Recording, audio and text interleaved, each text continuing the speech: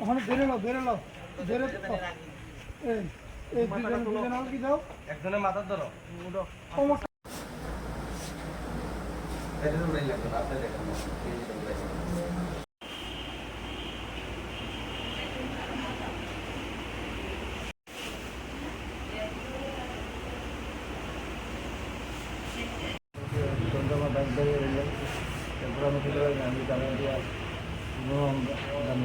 টাকা পয়সা লুট করতেছে। আপনার কি নাম? বাড়ি কোন জায়গায়? কটার সময় গেছিলেন আপনি?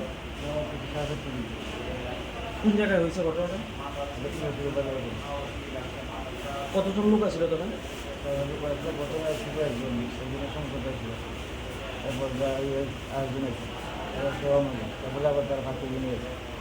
কি দিয়ে মারছে?